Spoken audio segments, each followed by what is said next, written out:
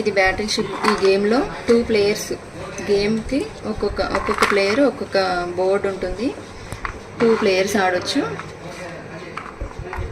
ఇందులో coins, ships వచ్చేసి వీటిని షిప్స్ అంటారు. ఇవి 5 ఉంటాయి. సేమ్ ఇందులో ఎన్ని ఉంటాయో ఇందులో అన్నీ ఉంటాయి. ఈ 5 హోల్స్ ఉండే షిప్ని క్యారియర్ అంటారు. ఇక్కడ 4 హోల్స్ ఉంటాయి. ఈ షిప్ని బ్యాటిల్ షిప్ అంటారు. ఇంకా 3 హోల్స్ ఉండే షిప్ని క్రూషియర్ అంటారు. 3 హోల్స్ ఉండే షిప్ని, ఇవి 2 ఉంటాయి 3 హోల్స్ ఉండేవి. ఒకటేమో క్రూషియర్, ఒకటేమో సబ్మెరైన్. ఇంకొకటి 2 హోల్స్ ఉంటాయి. ఈ షిప్ని డిస్ట్రాయర్ అంటారు. ప్లేయర్స్ ఇద్దరు ఫస్ట్ 2 షిప్స్లో ఈ షిప్స్ అన్నీ ఉన్నాయి కదా, 5 షిప్స్ని ఇక్కడ ప్లేస్ చేసుకోవాలి. యాజ్ యువర్ విష్, ఎట్లాగైనా పెట్టుకోవచ్చు. Either standing line or sleeping line. ఈ షిప్స్ని నిలువుగా ఇంకా అడ్డంగా ఎక్కడైనా పెట్టుకోవచ్చు. ఏంటి అంటే ఆపోజిట్ వాళ్ళకి ఈ షిప్స్ గెస్ చేయకుండా ఉండేలాగా మనం ప్లేస్ చేసుకోవాలి. సో గేమ్ స్టార్ట్ అయ్యాక ఫస్ట్ నెంబర్స్ వాళ్ళు కాల్ చేయాలి. నెంబర్స్ అంటే ఇక్కడ ABCD అని ఇక్కడ ఉన్నాయి కదా, ఇవి ఇంకా 1 2 3 1 to 10 A to J ఉంటాయి. ఫస్ట్ ఒకవేళ వాళ్ళు ఆపోజిట్ వాళ్ళు B5 అని చెప్పారనుకోండి, మనం B5 దగ్గర పెట్టుకోవాలి. ఇలా ప్లేస్ చేసుకోవాలి. వీటిని పెగ్స్ అంటారు. ఇలా ప్లేస్ చేసుకున్న తర్వాత ఆపోజిట్ వాళ్ళ టర్న్, మనం ఒక నెంబర్ చెప్పాలి వాళ్ళకి, అప్పుడు వాళ్ళు ప్లేస్ చేసుకోవాలి. ఒకవేళ వాళ్ళు ఇలా ప్లేస్ చేసుకొని ఇలా వాళ్ళ షిప్స్ని వాళ్ళు ప్లేస్ చేసుకుంటారు. నెక్స్ట్ మనం చెప్పిన నెంబర్ని వాళ్ళు వైట్ పెగ్గుతో, ఒకవేళ షిప్ పైన మనం ప్లేస్ చేస్తే షిప్ ఉన్న నెంబర్ చెప్తే వాళ్ళు రెడ్ పెగ్తో మార్క్ చేసుకోవాలి. ఒకవేళ షిప్ లేని ప్లేస్లో మన నెంబర్ చెప్తే వాళ్ళు వైట్ దాంతో ప్లేస్ చేసుకోవాలి.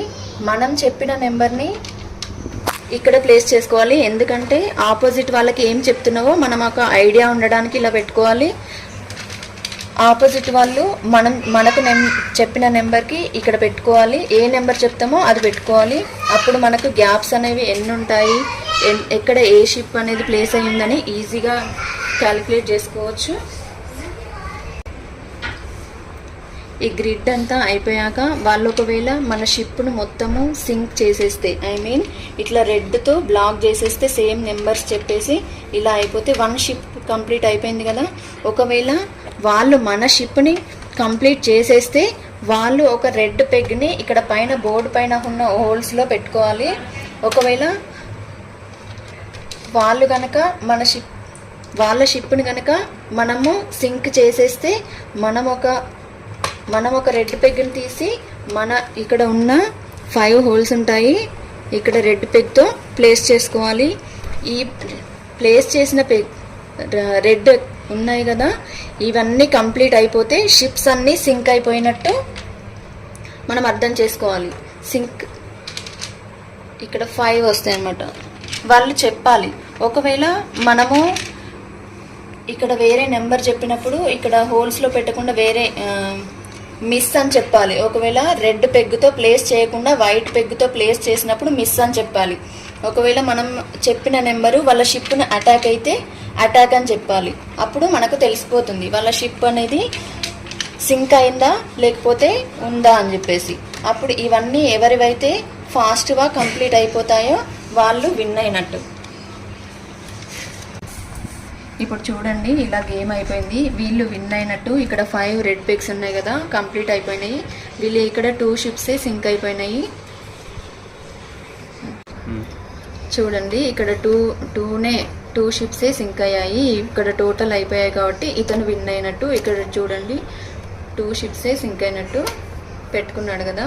ఇక్కడ 5 షిప్స్ సింక్ అయిపోయినట్టు పెట్టుకున్నాడు కదా. ఇతనివి 5 షిప్స్ సింక్ అయిపోయినట్టు. So winner is this board of player is winner. అసలైతే గేమ్ ఇవి అసలు ఎవరికి కనబడకుండా ఎవరి చేతిలో వాళ్ళు ఇవి పట్టుకోవాలి. ఈ షిప్స్ అనేవి ఎలా పెట్టామో సీక్రెట్గా ఉంచుకోవాలి. అప్పుడే వాళ్ళకి గెస్ చేయకుండా ఉంటారు. సో చూసారు కదా ఫ్రెండ్స్, చాలా బాగుంది గేమ్. నేను మా పిల్లలతో చాలాసార్లు ఆడాను. సో పిల్లలు ఫోన్లో ఆడకుండా కొద్దిసేపు అయినా ఇలాంటి గేమ్లు ఆడితే కనీసం ఒక 1 అవర్ 2 అవర్స్ అయినా ఎంటర్టైన్మెంట్గా ఉంటుంది వాళ్ళకి.